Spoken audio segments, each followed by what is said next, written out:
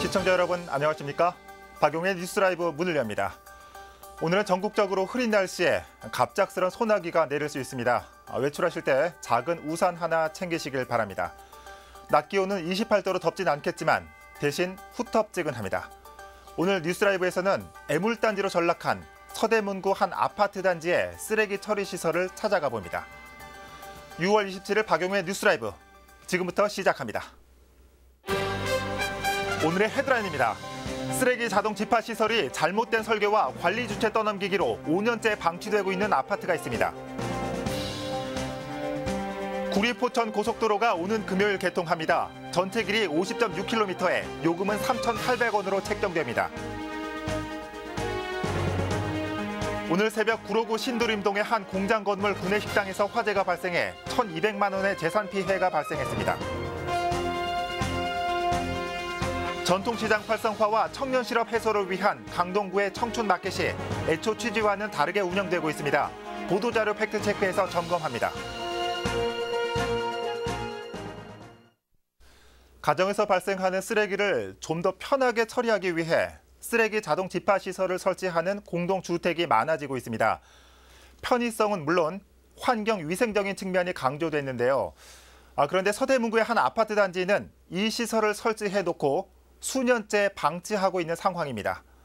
어찌된 영문인지 오신영 기자가 취재했습니다.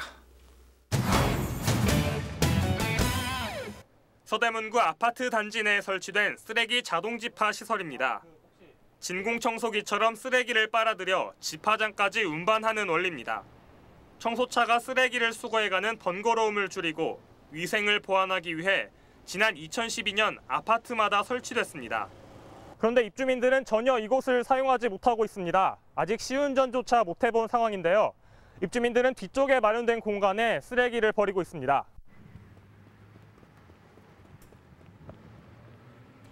불과 20m 떨어진 곳에 쓰레기 수거시설이 2개나 마련된 겁니다. 쓰레기 자동 집화 시설은 설치를 위해 조합 비용 190억 원이 투입됐습니다. 하지만 시설은 5년째 가동되지 못하고 있습니다. 원인으로 당시 구가 제대로 된 관리 감독 없이 설계와 시공에 대해 승인을 해줬다는 문제가 제기됐습니다. 쓰레기는 일반 쓰레기와 음식물 쓰레기로 분리 배출하여야 함에도 2개의 관로를 설치하지 않고 1개의 관로만 설치한 것은 그 부분에 대한 근본적인 문제를 제기하는 바입니다. 또 다른 문제는 관리 주체가 누구냐는 점입니다. 입주자들은 구가 이곳을 청소시설로 인정해 관리해주기를 바라고 있지만 구는 조합 측과 시설업체와의 계약이었기 때문에 인정할 수 없다는 겁니다.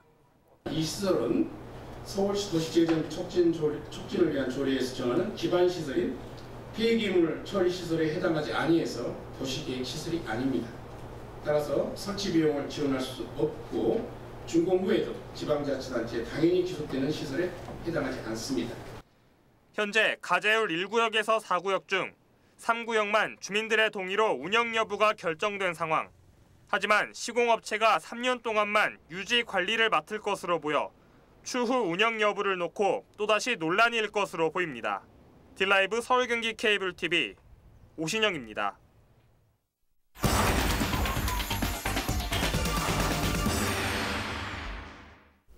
앞서 보신 것처럼 좀 더 깨끗하고 편하게 쓰레기를 버리기 위한 이른바 수백억짜리 쓰레기통이 애물단지가 돼버렸습니다. 이 피해는 역시 고스란히 주민들에게 돌아가기 마련인데요. 그 원인을 좀 더 자세하게 살펴봅니다. 현장에 나가 있는 취재기자 연결해봅니다. 오신영 기자. 네, 저는 서대문구 가재울 뉴타운에 나와 있습니다. 네, 먼저 쓰레기 자동 집화 시설. 앞선 리포트를 보니까 이 관로를 따라서 쓰레기가 이동한다고 하던데 먼저 이 시설에 대해서 조금 더 자세하게 설명해 주시죠. 네, 지금 양 옆을 보시면 쓰레기 관로 시설이 보입니다. 이곳 투입구에 쓰레기 봉투를 투입하면 관로를 따라서 지하 집화장으로 이동되는 시스템인데요. 네. 쓰레기 봉투가 진공청소기 원리로 흡입되는 관로를 따라서 집화장까지 이동하는 겁니다. 예. 이렇게 되면 쓰레기차가 쓰레기를 처리하는 번거로움도 줄고 양옆으로 쓰레기가 쌓이는 것도 없어서 위생적인 측면도 있습니다. 예, 취지도 좋아 보이고 지금 화면상으로도 되게 깨끗해 보이는데 이 시설이 5년째 가동되지 못하고 있다고요. 좀 이유 좀 자세하게 설명해 주시죠. 네, 먼저 설계에서 문제점이 드러났는데요. 이것을 보시면 음식물 쓰레기와 일반 쓰레기를 투입하는 관로가 2개가 설치돼야 되는데 1개만 설치된 겁니다. 예. 그렇게 되면 음식물 쓰레기와 일반 쓰레기가 관로를 따라 내려가면서 혼합되기 때문에 예. 분리수거가 전혀 안 되는 겁니다. 예. 애초에 그럼 왜 관로를 1개만 설치를 했습니까? 2개를 설치했어야 되는 거 아닙니까? 네, 애초에 시공사에서 설계를 할 때 관로를 1개만 설치한 건데요. 여기서 주목해야 할 점은 서대문구가 당시에 설계와 시공 과정에서 승인을 해줬다는 겁니다.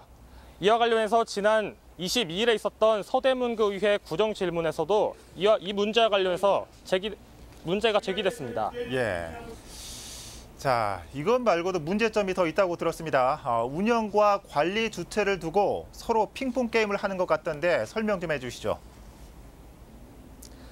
네, 먼저 입주민들과 구의 입장 차이가 다르기 때문인데요. 입주민들은 청소 처리가 강행 규정이기 때문에 이 시설을 구에서 운영 관리해야 된다는 입장입니다. 네. 하지만 구는 이곳이 입주민들과 시설 업체와의 계약이었기 때문에 이것을 예. 청소 시설로 인정할 수 없다는 건데요. 예. 그래서 앞으로 이곳에도 예산을 지원할 수 없고 이곳이 완공이 되더라도 지방자치단체에 귀속되는 시설이 아니라는 점을 밝혔습니다. 예, 아무래도 좀 관리를 한 데 있어서 좀 금전적인 비용도 들기 때문에 일정 시간이 지나면은 네가 운영해라, 아니다 네가 운영해라 이런 걸 가지고 좀 다투는 것 같은데 어떻습니까? 앞으로 운영은 어떻게 될 것 같습니까? 주민들이 혹시나 피해를 입지는 않을까요?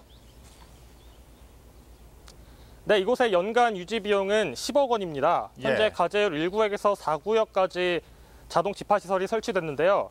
현재 3구역만 주민들의 협의로 운영 여부가 결정됐습니다. 예. 운영과 관리는 시설 업체에서 3년간 지원하기로 했는데 당장에는 운영 비용이 들지 않는 상황입니다. 예. 하지만 이 기간이 지나면 운영 주체가 모호하기 때문에 앞으로 논란은 끊이지 않을 것으로 보입니다. 예.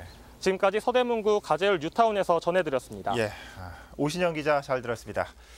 자, 이 비단 쓰레기 자동 집화 시설이 서대문구만의 문제는 아니고 이 전국 곳곳에서 이 비슷한 사례가 나타나고 있는 만큼 뭔가 제도적인 기준 마련이 시급해 보입니다. 서대문구 연결해봤습니다.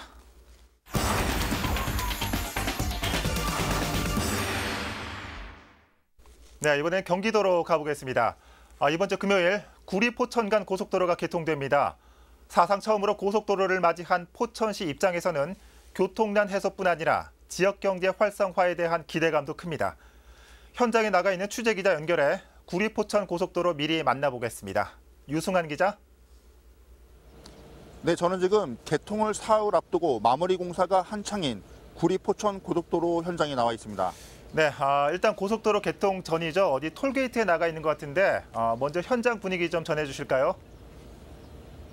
네, 제 뒤로 보이는 곳이 구리 포천 고속도로 전체 구간 중에서 포천시가 시작되는 서울 JTC 구간입니다. 예. 현재 마무리 공사가 완벽하게 지금 되지 않은 상태라서 여기 보시면 이렇게 중앙분리대의 이제 화단 조성이 아직 마무리가 되지 않은 상태고요. 여기는 지금 다 그 차선 도색이 마무리됐지만 일부 구간에서는 차선 도색 작업도 아직 이루어지고 있습니다. 예. 네, 다가오는 30일 0시부터는 누구나 이 도로를 자유롭게 이용할 수 있는데요. 지난 2012년 공사를 시작한 이후 5년 만입니다. 예. 포천시에서는 개통을 기념하기 위한 행사도 잠시 후 5시부터 열릴 예정입니다.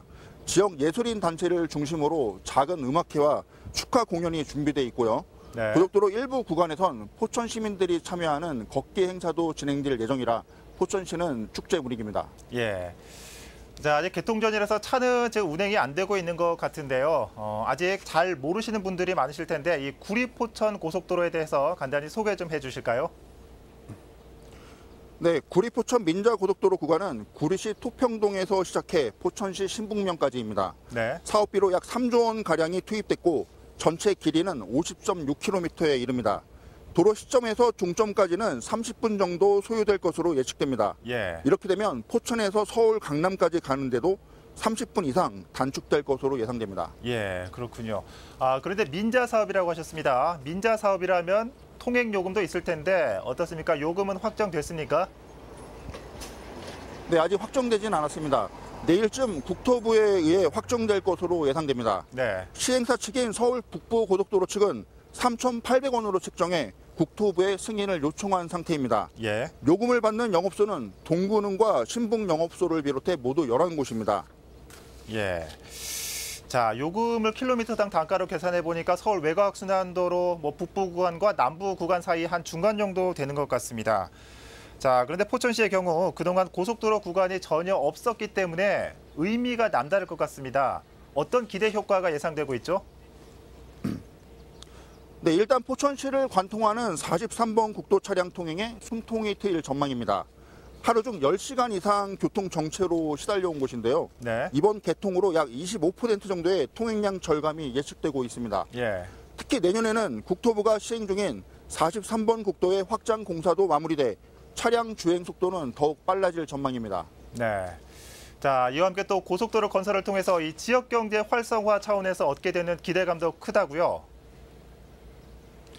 네, 우선 기업 입장에서는 물류비 절감 효과를 기대할 수 있습니다. 지난해부터는 기업 유치에도 성과를 내고 있는데요. 최대 수혜지로는 최근에 조성된 용정산업단지를 꼽을 수 있습니다. 그동안 절반을 조금 웃도는 분양률로 고전해왔지만 이번 개통으로 반전을 맞이할 가능성이 높습니다. 네. 네, 용정산업단지는 산업단지와 이 고속도로가 아주 맞닿아 있습니다. 예, 그렇군요. 또한 관광객 유치에도 청신호가 켜졌습니다. 산정호수와 백운계곡, 한탄강 등이 주요 명소인데요. 그동안 폭증하는 차량 수요를 소화할 수 없어 한계점으로 지목돼 왔습니다. 예. 주말에 한 번쯤 포천시를 방문해 보신 분들이라면 아마 공감할 텐데요. 그렇죠. 앞으로는 한결 나아진 속도로 포천시 관광을 즐길 수 있습니다. 예. 지금까지 포천시에서 전해드렸습니다. 네. 유승환 기자 수고했습니다. 자, 이 주말이나 명절 때 포천 가는 길 상당히 막혔는데 이제 좀 쾌적한 환경에서 오갈 수 있게 된 것 같습니다. 자, 구리 포천 고속도로 연결해 봤습니다.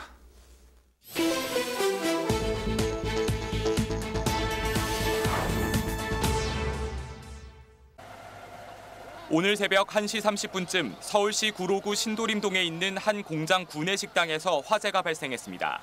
불은 에어컨을 비롯한 각종 집기와 식당 일부를 태워 소방서 추산 1,200만 원의 재산 피해를 냈습니다. 안에 있던 사람들은 모두 대피했고 옥상에 있던 한 명은 구조돼 인명피해는 없었습니다.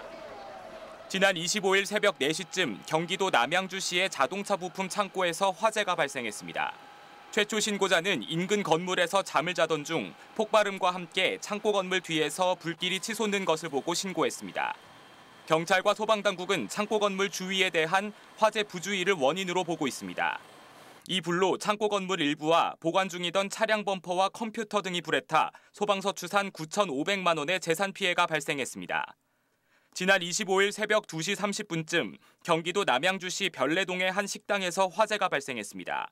화재는 식당 주인이 주방에서 기름을 사용해 조리하던 중 주방 천장에 불이 붙으면서 시작됐습니다.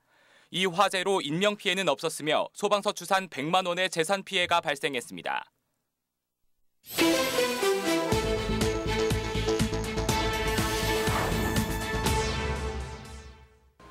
보도자료 속 정책이 잘 운영되고 있는지 점검해보는 시간, 보도자료 팩트체크입니다. 강동구에서는 전통시장 활성화를 위해 청년 마켓이라는 정책을 추진해왔습니다. 전통시장에 청년 상인들을 유입시켜 창업 기회를 제공하고 전통시장에는 활력을 불어넣기 위함이었는데요. 시행 1년 차에 접어들고 있는 지금 강동구의 청년 마켓 정책은 제대로 잘 운영되고 있을까요? 보도자료 팩트체크에서 점검해봤습니다. 강동구가 지난해 6월 배포한 보도자료입니다. 명일 전통시장에 청년 상인들의 매장이 들어선다는 내용을 담고 있습니다. 이들이 만든 이색 먹거리와 시장 특화 상품을 판매하는 공동 판매장도 마련했다고 나와 있습니다. 명일 전통시장 청년 마켓을 찾아가 봤습니다. 보도자료에서 언급했던 것처럼 음식점과 카페 등 청년들이 사장인 청년 마켓 5곳이 들어서 있습니다. 시장 특화 상품을 판매한다는 공동 판매장은 어떨까? 지난해 6월부터 운영을 시작한 명일 전통시장의 공동 판매장입니다. 보시다시피 시장 특화 상품은 온데간데 없고 쌀과 라면 같은 일반 식료품들만 전시돼 있습니다. 사업 시작 초기엔 시장 특화 상품인 코다리 강정과 청년들이 만든 상품들이 전시돼 판매됐습니다. 하지만 얼마 못 가 물건을 빼게 됐다고 전 청년 상인은 말합니다. 저희 청년 상인들이 전부 다 하다가 스스로 나가게 된 거고요. 유동인구도 적고 또 매출을 유지할 정도로 나와서 인건비가 나올 정도로 판매가 되진 않았던 걸로 알고 있어요.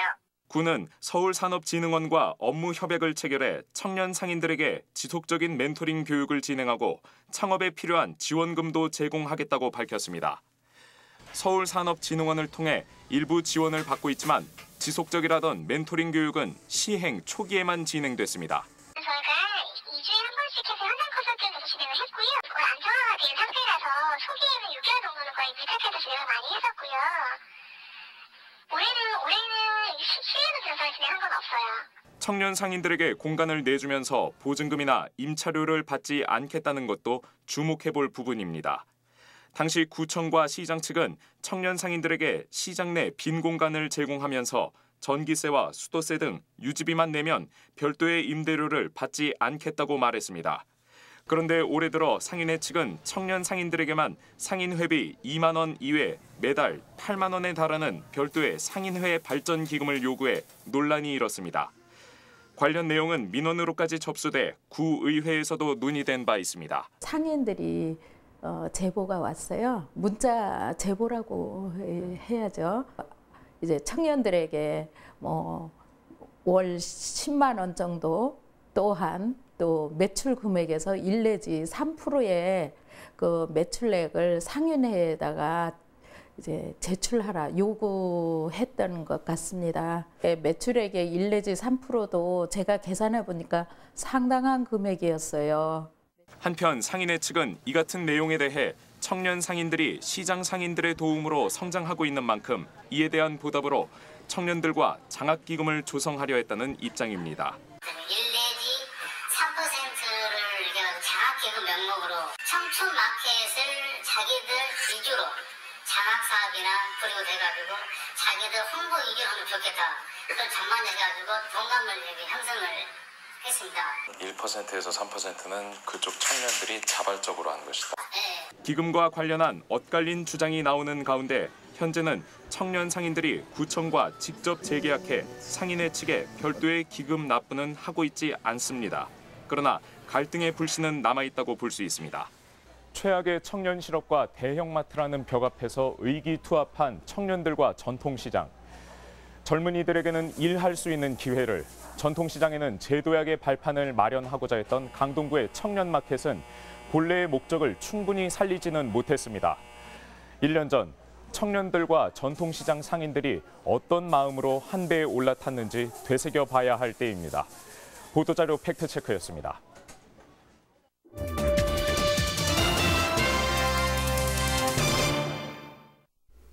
꼼꼼하지 못한 행정으로 학교 건물 일부가 불법 건축물이 된 고양시의 한 중학교 소식 며칠 전 전해드렸습니다. 결국 피해는 학생들의 몫이 됐고 이 학교로의 입학도 꺼리는 상황입니다. 이상범 기자의 후속 기사입니다. 고양시에 위치한 한 중학교입니다. 4층짜리 건물 중 3분의 1가량이 무허가입니다. 지난 2002년 학급당 학생 수 감축이란 국가 정책에 따라 증축했는데 건축 허가도 없이 멋대로 지었습니다. 교육기관이 불법을 저지른 겁니다. 빈베트 지역에는 개발 행위 허가를 받아야 돼요. 그 절차를 이제 생략하고 그냥 진 거예요. 불법이란 꼬리표는 건축 행위 자체가 불가능해 학교 성장을 멈추게 했고 그 피해는 학생들로 이어졌습니다. 운동장 외엔 학생들이 모여 활동할 변변한 공간이 없습니다. 그나마 교실 2개를 터서 만든 시청각실이 유일한 공간인데 매우 열악한 상황. 이렇다 보니 발표회나 졸업식 같은 대규모 행사가 있을 때면 학교 밖으로 나가기 일쑤입니다. 강당이 없어서 불편해요. 밖에 여름에 너무 뜨겁고 저희 오빠 졸업식 하는 걸 봤는데 시청각실에서 하는 걸 보니까 별로 그다지 너무 좁아 보여가지고. 게다가 급식소는 조리실만 있고 식당이 없어 교실에서 점심을 해결하고 있습니다. 교육기관의 안일한 행정으로 불법이란 딱지를 달게 됐지만 누구 하나 책임지는 사람이 없습니다. 나오면 그거에 대한 따라서 이제 뭐 징계위원회가 열려가지고 이제 그거에 대한 뭐 어떤 적절한 뭐 징계 조치를 하는데 무혐의이기 때문에 그 누구의 과도 없는 상황이네요. 어떻게 보면 그렇다고 봐요. 그러는 사이 학교는 주변 일대에서 입학을 꺼리는 기피 학교로 전락하고 있습니다. 딜라이브 서울 경기 케이블 TV 이상범입니다. 중구의회 김기래 의장이 지난 22일 직권남용 혐의로 검찰의 불구속 기소 의견으로 넘겨졌습니다. 김 의장은 지난해 중구청이 땅을 매입하는 과정에서 특정 공인중개업자를 중개인으로 선정하도록 담당 공무원을 강요한 혐의를 받고 있습니다. 서울 중부경찰서는 김 의장과 해당 공인중개업자는 지인관계이고 중구청이 실제 땅을 매입하지는 않았다고 밝혔습니다. 경찰은 김 의장이 중구청의 다른 행정 업무에도 부당하게 개입한 혐의가 있는지 추가로 조사하고 있습니다.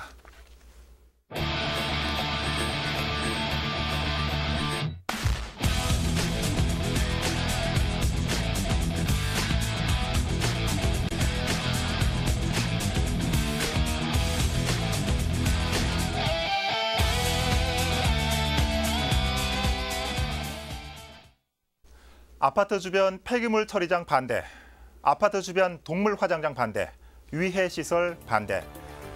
아파트에서 흔히 볼 수 있는 현수막들이죠. 그런데 요즘 아파트 현수막에는 예전에 보지 못했던 문구들이 자주 등장하고 있습니다. 청년주택 철회하라.